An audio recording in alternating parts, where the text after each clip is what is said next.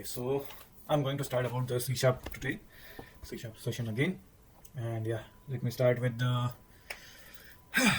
C sharp things only. So the thing is about the syntax that is written over there. By the way, I've gone through the Udemy things and all. So in the syntax, few of the things have been mentioned that I will not going to write. I'll just explain you that okay, what kind of a syntax and what are the prefix that you must have in one of the in every C sharp programming. So whenever you create any C sharp class, let me create a class for you guys. By the way, C sharp or any programming language is or any object oriented programming language is mainly about class and the objects. The concept of OOPS is simply like that. Okay, your entire programming or your entire things is surrounded to the class and its objects, and it's simply about managing the data, whether you transfer the data, whether you store the data, or whether you manipulate the data. Everything is only between these things only. Any programming languages or any object oriented programming languages are just behave like this and just provide a features around these things only. So if I talk about the syntax thing, so let me just add one class for you. Come on, yeah. Okay, the class, I'll take the ABC class. So few of the things in the syntax you must consist in a class. Like if you write a system using system and one namespace. By the way, namespace is again not a compulsory thing.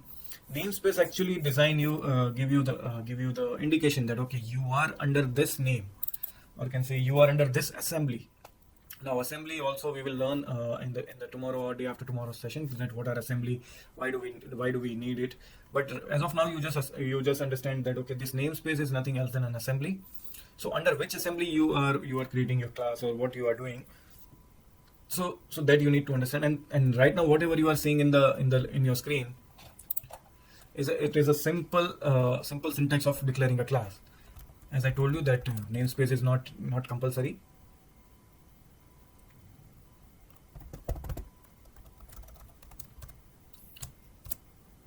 So even if I declare without a namespace, it should be built, it should work, and I don't think that it will give you any kind of error. But yeah, it is always recommended to work with the namespace. Otherwise, whenever you deploy your project, whenever you make live your project, it can give you lots of errors. Believe me, too many errors without namespace. So yeah, just like that. So this is a simple syntax, and other than that, everything has a syntax. Like suppose you want to declare a variable, then there is a fixed syntax over there that okay, give the variable type here, then give the variable name and give it to the value, or even it is fine if you don't want to give a value, this is also fine. But it is strongly recommended to give at least some value. Even you want to give a null, then is also fine. Okay, I hope you guys can observe that or you guys can see that I'm getting a red line here because it's an error. Now all the programmings and everything you have to do inside the class only. Whatever you write outside the class will not be taken as a part of your program, or can say what your part of your class. So whatever you call it, whatever you want to write it, anything, it should be inside the class only. What are the things? Generate constructor and all. Okay. So yeah, this is so just simply write a using system and then declare class and give it a name. Then your simple syntax of declaring a class, or can say C sharp program, is done in the syntax. Other than that, there are so many things in the syntax thing, but in the totality, it is like that, and like that there are so many other systems are also recommended you to have in your every class. But it is just a recommendation. If any of these you won't have, it won't be like that your program won't run. But if you do not have a using system, then nothing will run. So yeah, this is a part about the syntax thing. What is the next? Variables. However, I have to cover the variable in today's thing. So let me go in the my order first, so that I can go with the thing. So let me start with the OOPS only. and let me come back to here. So as I said that OOPS is object-oriented programming structure. So OOPS is nothing is then again it's a programming environment or programming structure that is mainly associated with the class and its data. What can say it's associated data. So class is actually so OOPS is actually you can understand that this is now you are saying you can understand that this Visual Studio, okay, the entire C# framework give you all types of features, all types of tools, and all types of environment that will give you that will give you all the things that you need to do a programming. Even for a simplest thing, I just want to write a hello world. So this console.writeLine, this command has been provided to us. You can understand it's a feature provided by the OOP, or can say environment given by the OOPS, or can say, sorry, not the OOPS, C# framework, under which you can manage your data. In this case, hello is my data that I want to display in my in my program. So like this way, OOPS provide you the environment and the features to program and all the things. If I'll go on the all the regular things about the OOPS and all, then yeah, it will give you so many things about that. It's about a programming language that contains both objects and methods and data and so many things. So if you go behind the theories, it will somewhat give you the same thing. And some of the features, if I want to discuss about the OOPS, that okay, OOPS is a faster thing, easier to execute, blah blah blah. All these things are common in everything. Whatever tomorrow you will learn, even tomorrow if you learn the React or Angular or anything, all these things are said the same thing. The React is faster, Angular is faster, this and that. But the main thing about the OOPS is the second feature, that it provides a clear structure for the program. If you just observe here, this is a structure that okay, first you will have some all the system files that you declare into your class file.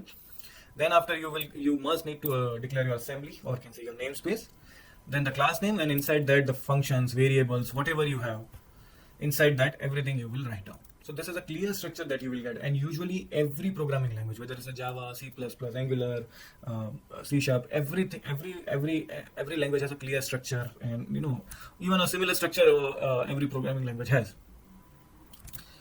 Then after, this is the main thing about the OOPS, or can say again I can say about any other language, the dry concept.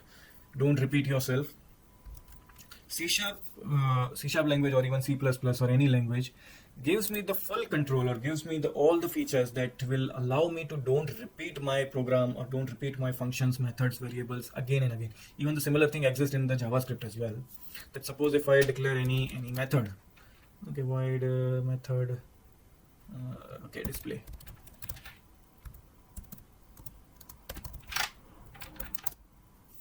Okay, and if I write,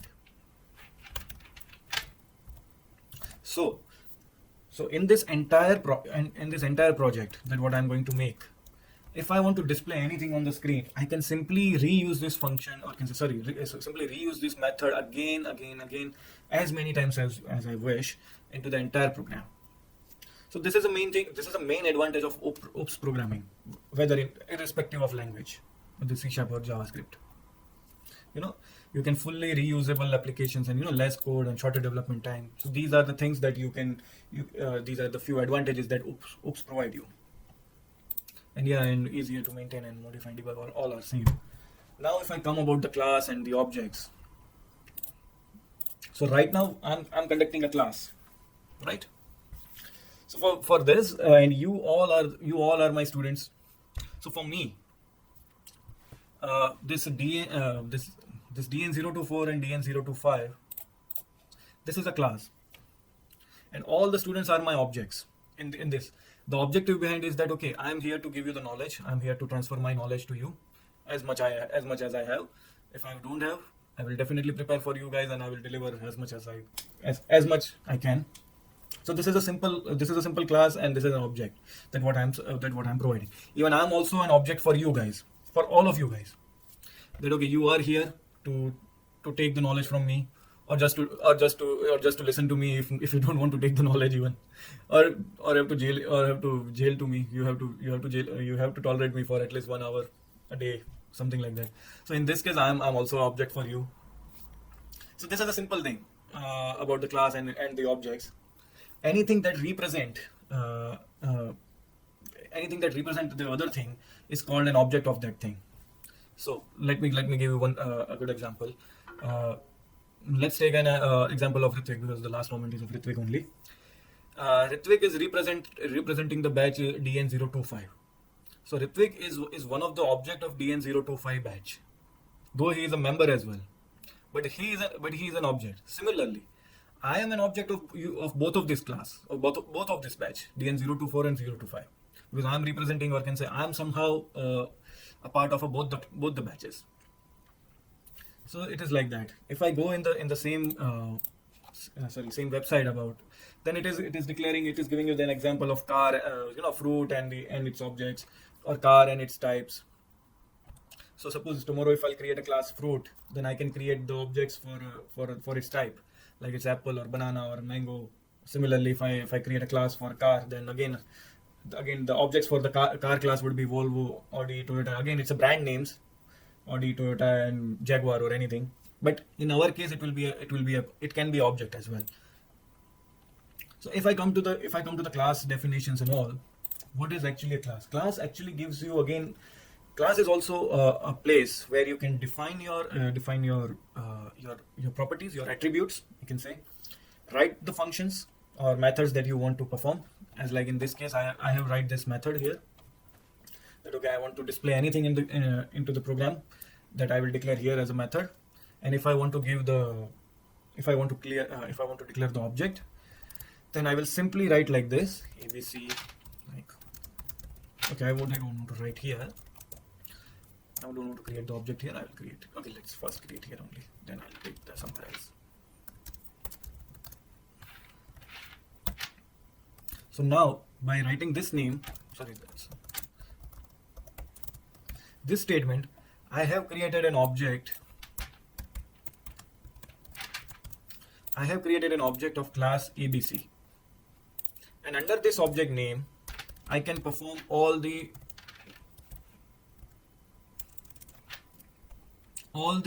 functions. I can access all the objects. Sorry, I can access all the properties, all the variables inside the class. Sorry about this thing. I'm so sorry. I'm again mistaken. And by using this object, I can use anything inside the class, which allows me to use. Suppose if I restrict this class, that okay, no one can use this class, then no one can use this method, then it's fine that I cannot use it. But otherwise, by creating this object, I can use anything. Suppose if I create one more method, and inside that, if I want to use it, like obj abc dot display.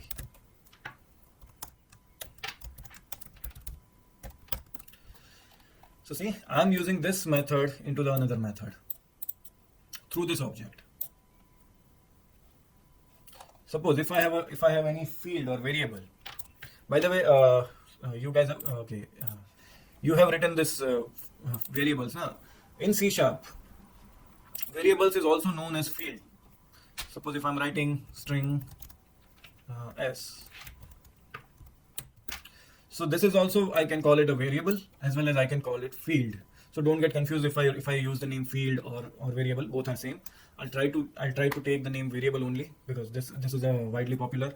But sometimes if your training modules use the keyword field, then don't get confused. So yeah, so I was telling that if I want to use this variable as well, then I can simply write here that okay, obj dot as is equal to, and suppose I can change it here. I can pass this value here as well. Ultimately, it's variable. Sorry, ultimately it's string type only. Yeah. So I've got the class. Okay. So I have to come to the class thing. So in the class, it's everything about its attribute. As I told you earlier, that class, if you have created a class, then no matter what, it will create the object of the class. This what you are seeing is an object of this ABC class. No matter what, you can this will be created.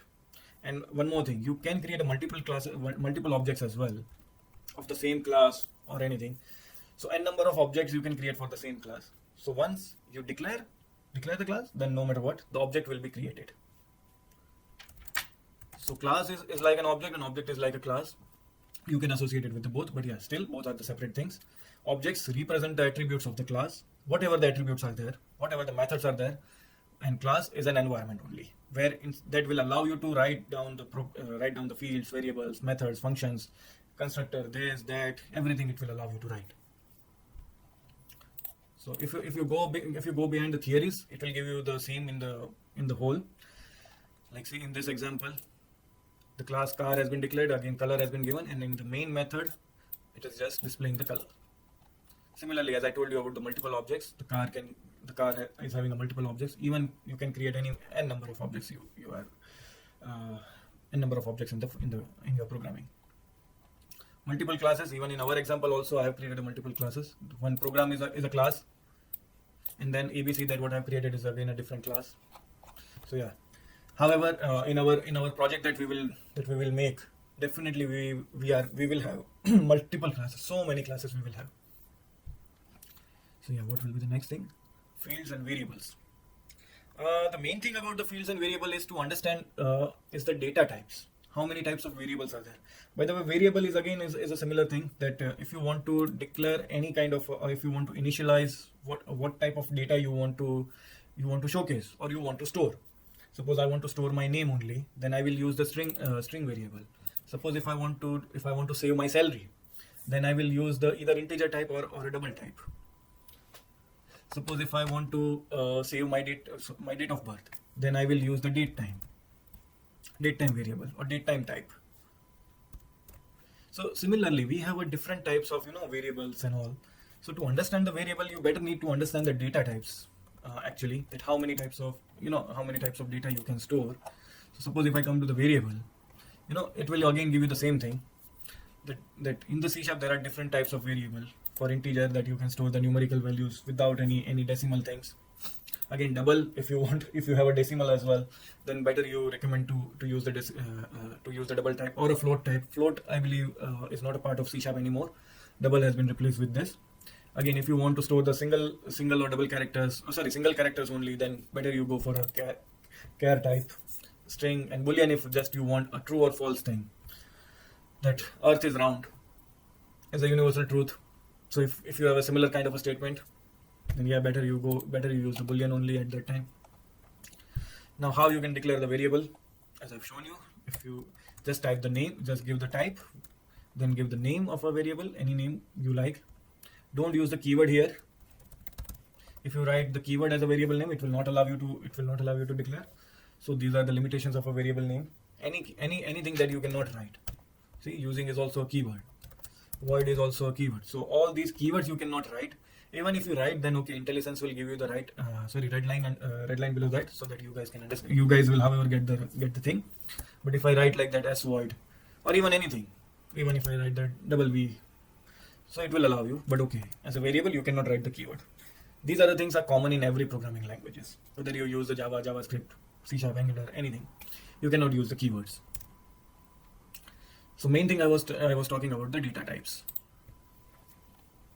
So there are few types of data types, and there are some limits of it. And there are some size of the data type. This is also recommended you to have in your mind. Right now, okay, we are going to develop a small scale project. So the data type size doesn't matter much. But whenever we work on a large scale project, very large scale, suppose you are working in a project like Facebook or Google or something like that, this size or this data type matters the most based on its size and its a value.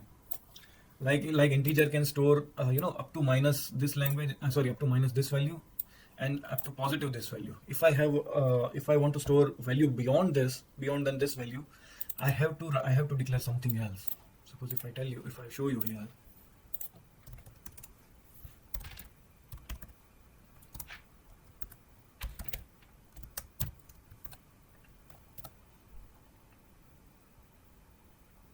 So see, this is the number that is written here as well in the positive.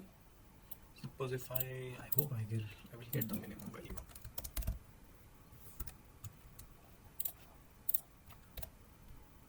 See, in the minus is also same. So tomorrow, if I'm going to make application like Facebook, and now I am having say 1 crore user.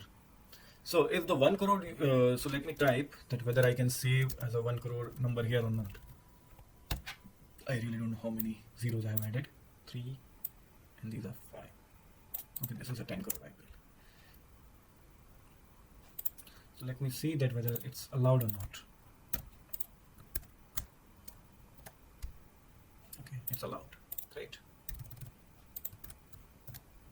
Now you can see that it is giving me error. I don't know how many how many zeros I have added, but I definitely crossed the maximum value of the integer data type. So suppose I have these many users of my applications. In such case, I have to use the double data type.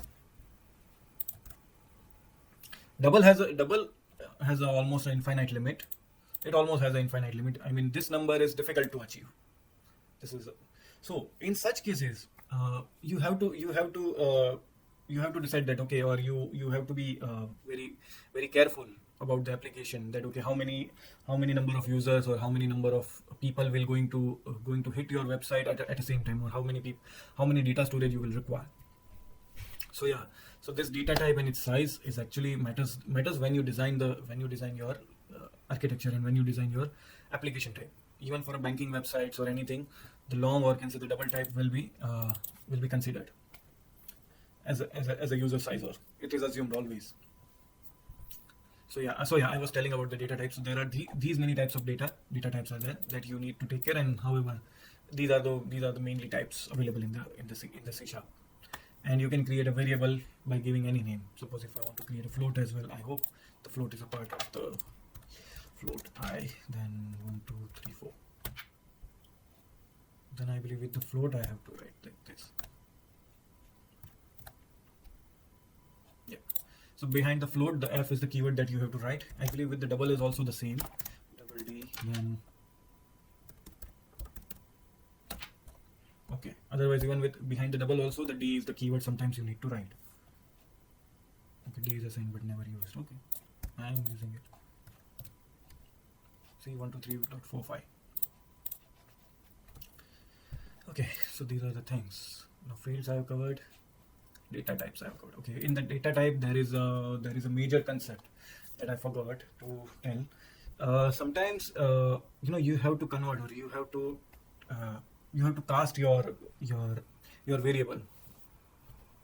Suppose if I want to save, I have these many things. Integer I is equal to 1, 2, 3. Okay. Left 1, 2, 3, 5, and double D. Okay. So sometimes it is required that, okay, I want to use this integer into. I want to just declare this. I want to use this I only into the double type only. So I can simply write like this. And this casting, or can say this type, it is automatically converted. Even with the same with the float as well. If I want to convert integer into the float, again it is possible. So now if I display this, so let me see what is the output. See, even my double data type is converted into the integers, or actually opposite one. My integer is converted into the double type. Similarly, I want to see about the float. See, my original value is 12.34 now. But if so, this is a concept of implicit conversion or implicit convert, where the small data type or smaller data size, these are the smaller data size, can be a part of a larger data size easily. You don't need to write anything externally. Just simply declare, and it will initialize the value. But if I want to do opposite, I is equal to D. See, I am getting a red line. So because double is a higher data type, or can say higher data, double has a higher data size. Even I believe the float is also the same. See, it is also having a higher data type. The cast is missing if you cannot implicitly convert data type and all. So these are the error you will get. And let's check the size. You can see that, okay, float and integer both have a same size, but the size of a storage, the value of a storage is again a different, whether it's taking the same size. So whenever you are facing this kind of a thing, there are many times that you have to convert explicitly or externally, that you have to convert your data, your value to the smaller variable or smaller size. You can declare it in two ways. One is simply write like this way. So now it will work.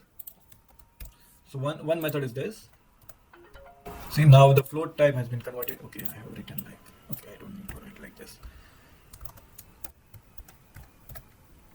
So now my new value is 12.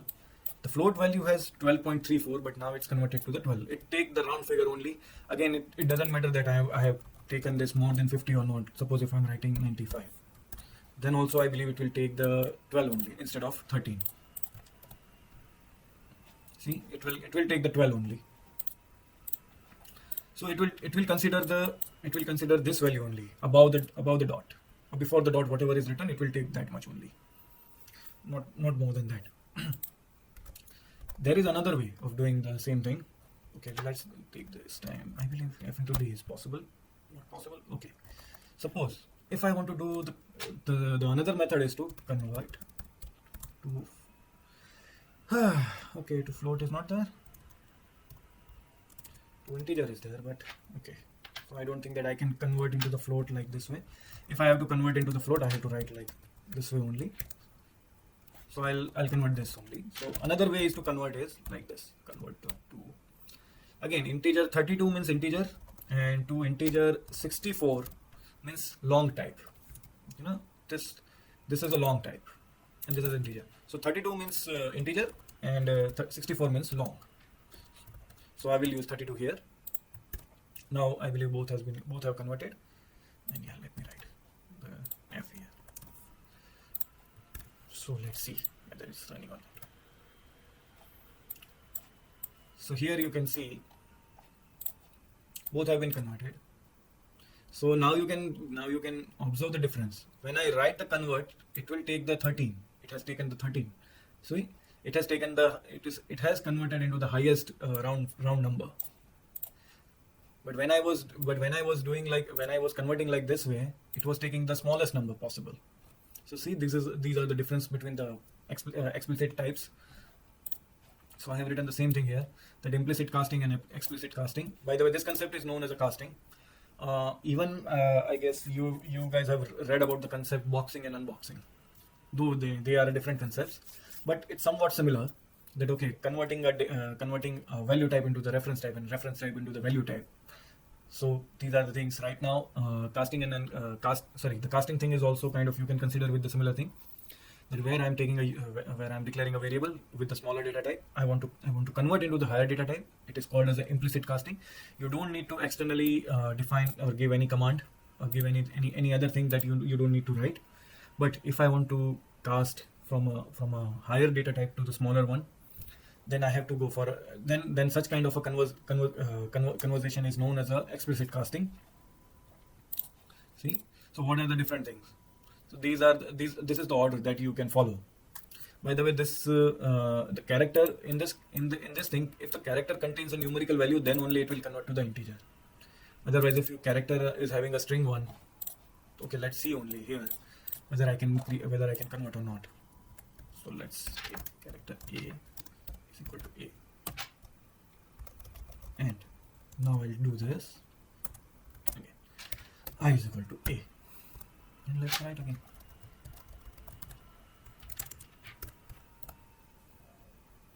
So see, it will give you the character number, which is, I believe this is a ASCII number or UTF number, I don't know, but it has displayed the 97.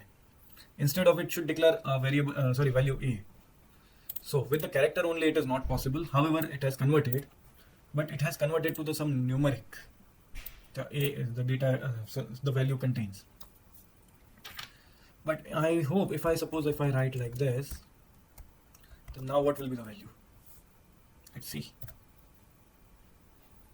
Okay, it again changed. So 97, 49, I don't know. Now again the numeric value A1 consider 49, I don't know. So yeah, only in this case, character will definitely contain convert into the integer type. But again, the value can be a different one. But yeah, integer to long, long to float, float to double, anything is fine. You can convert into the any type. And in the reverse also, it is same. It is fine. So yeah, and so any questions till here before we jump into the constructor and methods?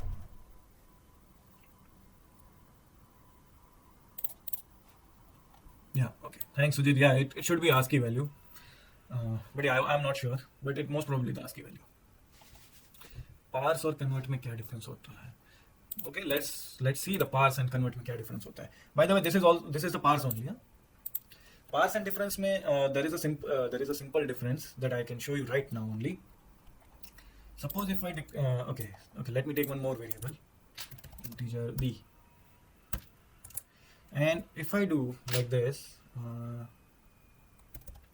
integer c, what is happening? Integer c, integer dot parse is equal to b,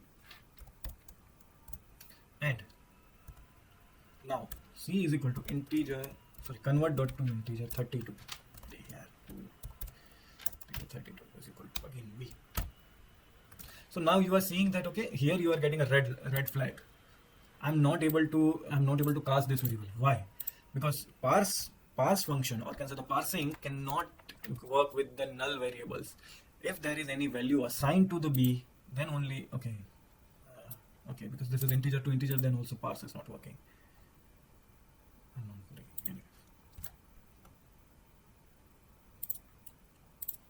Sorry, then parse actually don't work with the null variables or null values, while the convert, if you have the null as well, it will work. By the way, this is also a way of parse. Let's write here only float dot parse. I hope it will work.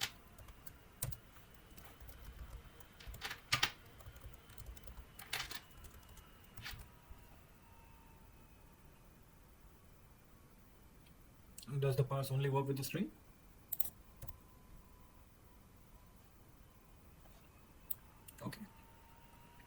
Okay, so parse again. Okay, there is one more difference. Parse can only take the string data type only as a parameter, as a variable. Then after, if you want to convert into the number or any other format, then you can set the other things and convert. So I believe this character should be converted. Let's take that sample. Let's take this here.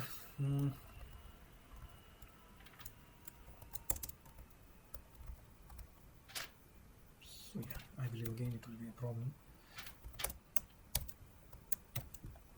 So now it is giving error. Suppose if I write like this, then I believe it will work.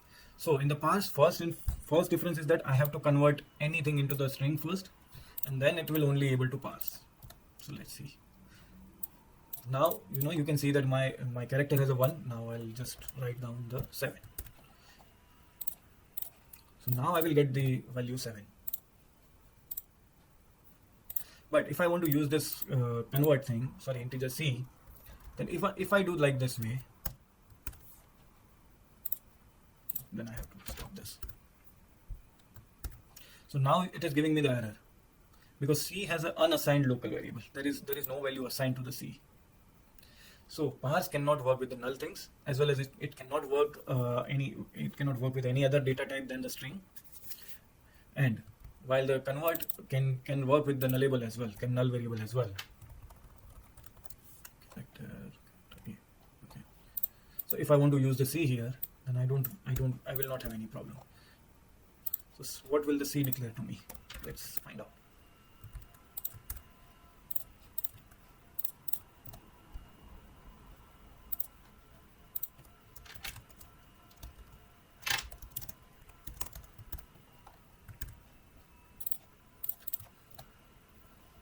So variable c is equal to 0. So in this case, default value it has taken. So yeah, okay. So yeah, this is the difference between parse is to convert string to integer. Parse can be used to convert string to any other data type. Even I can convert into the double as well. Even I can convert into the any other thing. But in the industry, it is highly advised and highly practiced to use the convert keyword only. Convert dot to integer to anything or anything like that. Even I recommend to write like this way. that convert. What is the problem?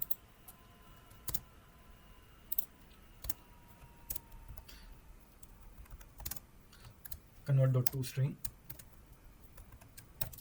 Even I recommend, though this dot toString is also fine, but I strongly recommend to write like this way, even if you are converting the string as well, because for the string the implicit conversion is declared as a dot toString. If you write the toString behind the variable, then it will be again a parse method. But if you write like this convert, then again it will take the null string as well. Suppose if I declare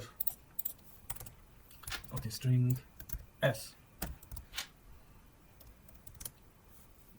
and if I write like this, then it will give me error because the string doesn't contain any value. It doesn't have any value.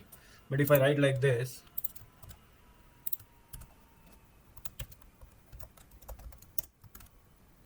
still it is giving error. 2s are there.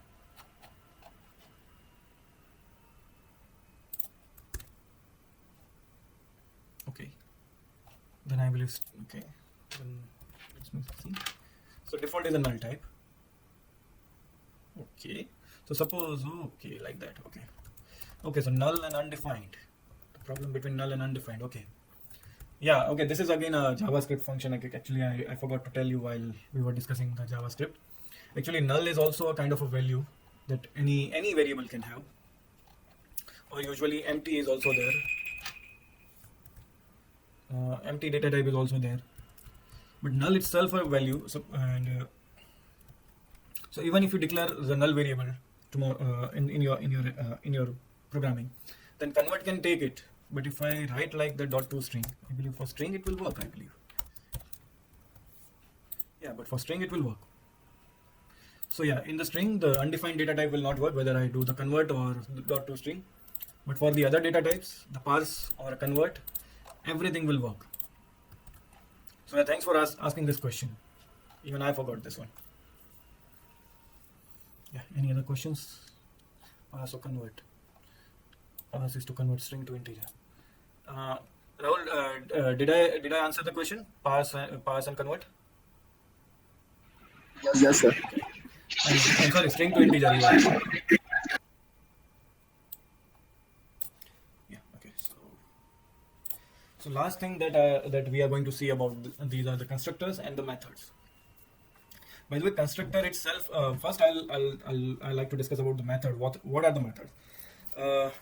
As I told you about the C# thing, that everything is about the managing the data, and even to managing the data, sometimes you are required to write a set of code that that is going to repeat or reuse in your application more than once. So in such case, it is highly advised to write a method. As like I have created in the ABC class, that display I have to use this display kind of a kind of a function. Hello. Yeah, hello. Sir, screen share no. Oh yeah, sorry. Yeah. Okay.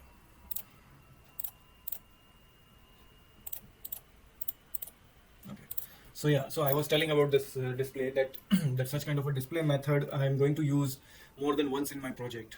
So in such case, it is highly advised to declare a method, so that I can simply either simply pass the parameters if the parameters exist or if parameters are there, and I can perform whatever the data things I want to use in my project. Other than that, sometimes it is also like that I have a large set of coding, but again I have to use them in multiple places or in multiple instances. I have to use them. So in the concept of reusability, the function of, or can say the feature of, methods are provided. So like this, as I've shown you here. Suppose tomorrow, I've shown you about the database things, that how to connect the database. So tomorrow, if I have to connect the database, so in my home page as well, I have to connect my database. In my about page as well, I have to connect my database. So in every page, if I want to write, if I can, if I have to repeat the same code again in every page, it will be a stupid thing, or can say it will be again a lot of work for me. and I can say can say rework for me in every page. So in that case, what will I do? That I will create a common function, or can say sorry, common method of those set of code, and I will just simply use the keyword here. So simply use the method here. So in this case, I have created the display method here as already, and see if I'm displaying so many things here. No, one by one. So I can simply write like this. I can create an object ABC.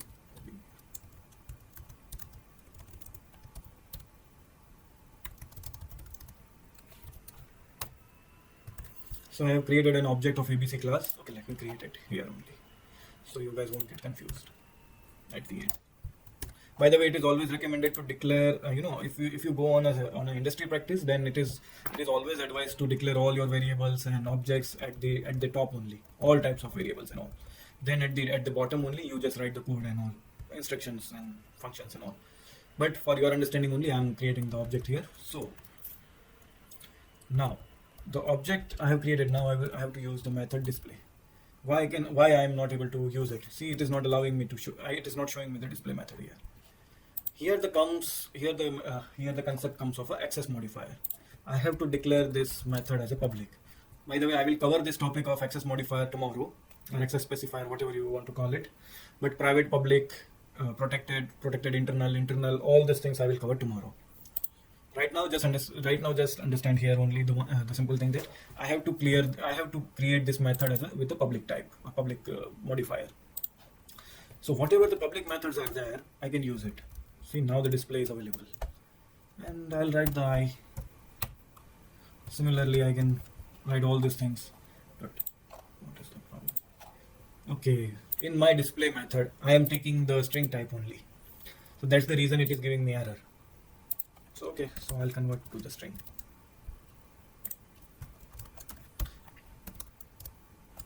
Okay, let me create one more method if I can create with the same name.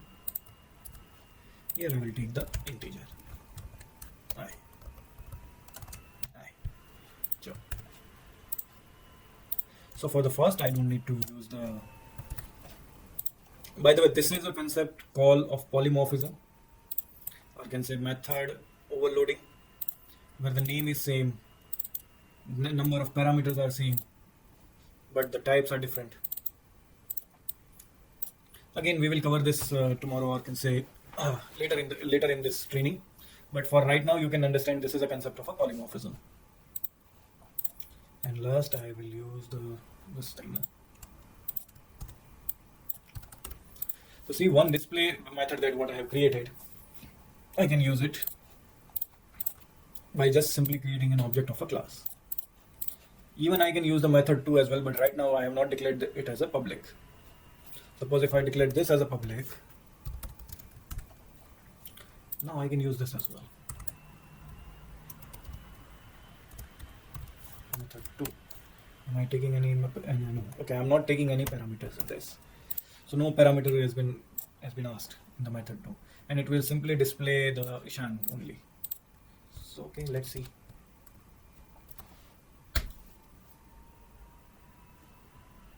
Process is terminated due to Stack Overflow.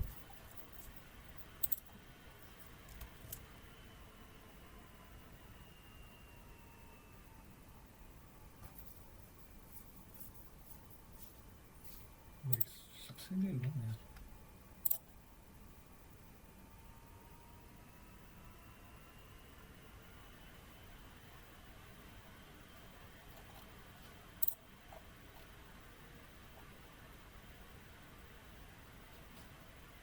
Okay, let me just simply write something else.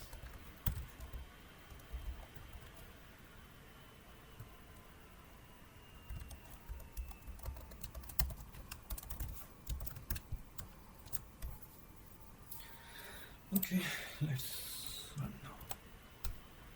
Again, now what is the problem here?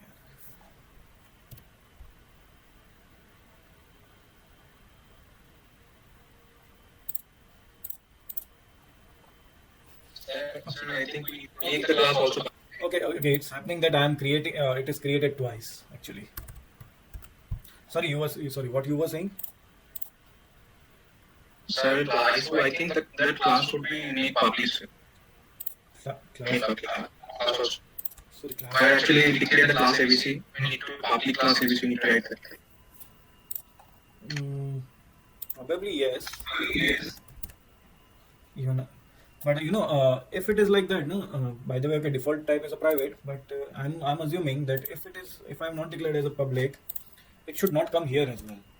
Let's try one more time because that I am having. Otherwise, whatever you are saying is correct. I have to declare as a public, even class as a public. But if it is like that, then it shouldn't show me here. I mean, it will not allow me to create an object. So let's see. See, I told you, that the class public. Okay, it is recommended to even declare the class as a public as well. But if I am not created, then it will not allow me to create the object. So it works because it is inside the same project. That's why, yeah. It works. Yeah, that's the reason I was not writing the private and public. Otherwise, even I would write. So yeah, now it's running. Okay, so yeah. Okay. So this is I said about the method. Now, what is the constructor?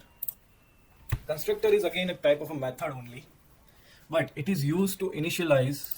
It is used to initialize your variables, or can say to set the value of your variables.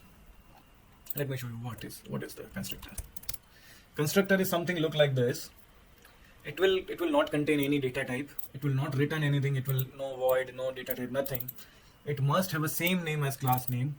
It can have a parameters. I mean, I can write parameters and I mean n number of parameters. It's fine. But a constructor usually, suppose I have a variable here, string. Again, I'll take the s. Suppose I'm giving like this. So what will happen? Suppose if I want this is a default value I have set for a variable. But suppose if I want to change it here,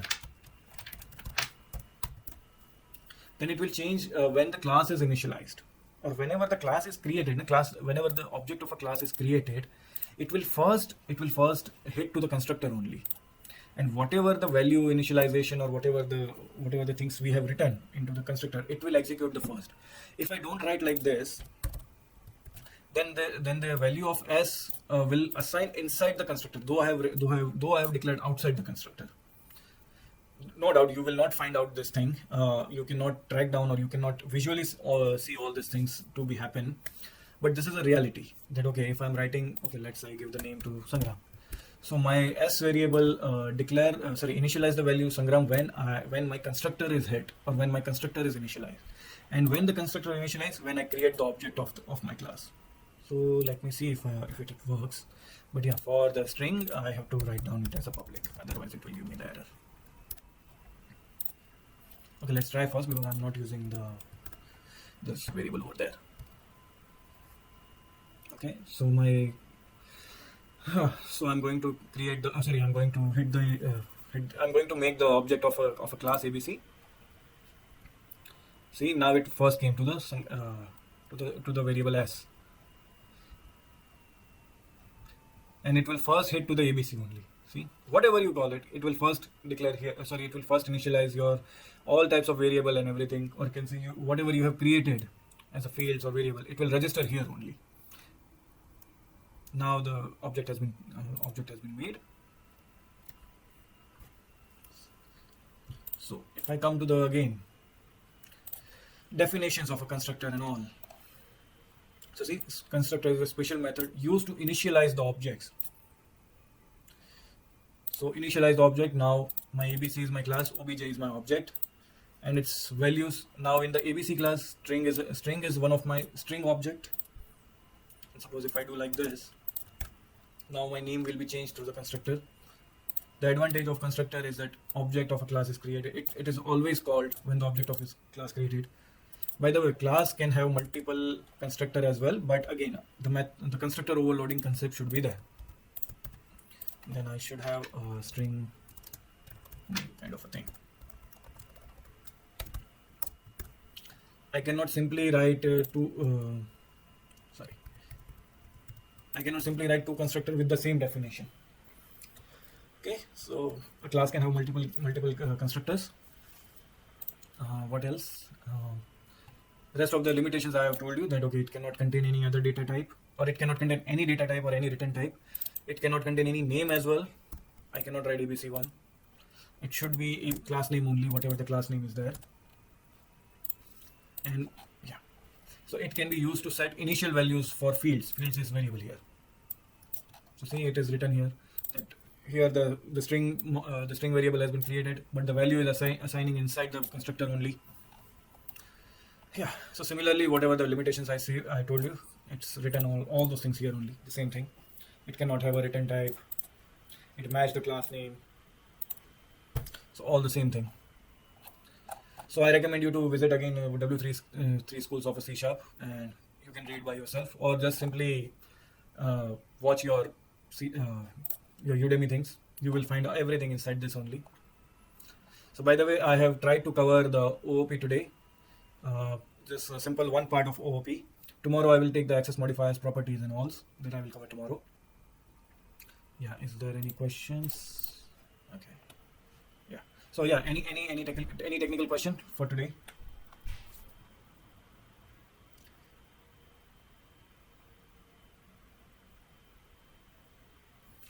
Okay. So okay, I don't know much about the Java. I worked in a Java long back. Okay, so this dot s I can write here as well. No, I hope it will. Actually, this keyword represent whatever the functions and whatever the things inside this class, or sometimes inside the function. So this represent the same, addresses the variables inside the same family. I can say this class ABC is the same family, and this variable s is a part of this class, and this keyword dot and this dot s will point to this s only. So sometimes if I have suppose if I write like this, so not to get confused, this keyword has been used. Okay, I have to set the value for this string, and I will going to use the value of this s, not this. So to differentiate, sometimes this keyword has been used. Otherwise, just to simply point out, if I write like this, it is giving me the green line. Of course, this is not an error, but if I'll do like that, even the constructor, or I can say even our compiler, C# compiler or C# language or .NET framework would understood completely that okay, I have to set the value of this variable using this one. Okay. Now I don't know about the Java syntax, but in C#, this is a simple thing to point out, simply to point out. Yeah, Ritik, about my vaccination. No, yesterday it was my routine checkup. Tomorrow I have a vaccination.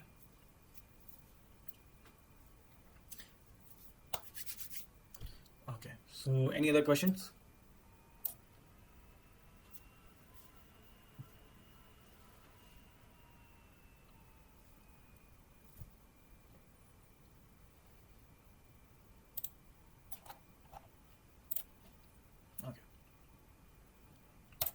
Okay, so I have stopped sharing and I am stop recording as well.